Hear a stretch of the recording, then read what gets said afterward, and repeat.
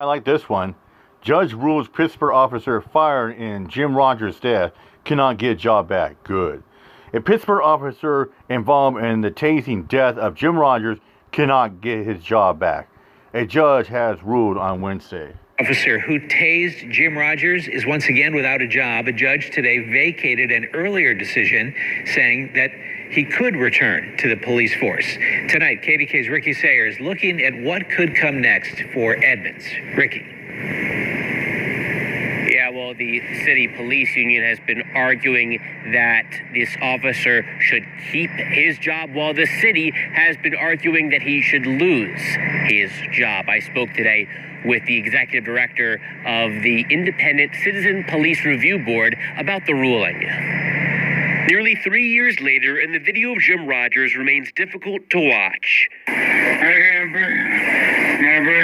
The video was released by an attorney who represents Rogers' family, a homeless man who police tased after he was accused of stealing a bike. They are horrendous to see.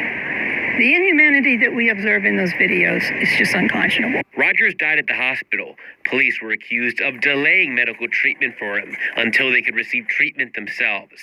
The city settled with Rogers' family for $8 million and fired the officer who tased Rogers. Beth Pittenger is the executive director of the city's Independent Citizen Police Review Board. There's a whole lot of question around all of the officers that were on scene that day about what they did and what they didn't do. Neutral arbiter Mark Winters ruled in March that Officer Keith Edmonds should be reinstated to the force. He found Edmonds didn't violate city policy, but didn't exactly follow them either.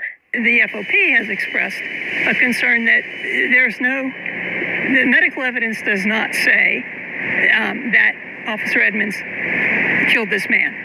A judge vacated that earlier decision. According to Mayor Gainey, the judge found the neutral arbiter and FOP arbiters deprived the city of its due process rights by dishonestly finding that police officer Keith Edmonds did not violate a city policy, rule, or regulation when he admitted that he did and when the evidence of violations was overwhelming. So now he's fired again.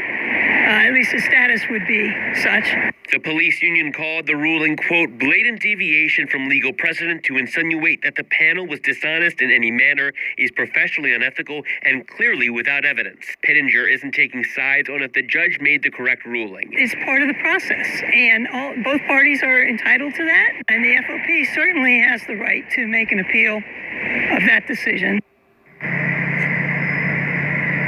The FOP says they expect a higher Pennsylvania court to overturn today's ruling. Now, also speaking more generally, Pittenger told us that they are working on a report about this incident and that they're going to present it to their board next month, and they will be able to release it then to the public.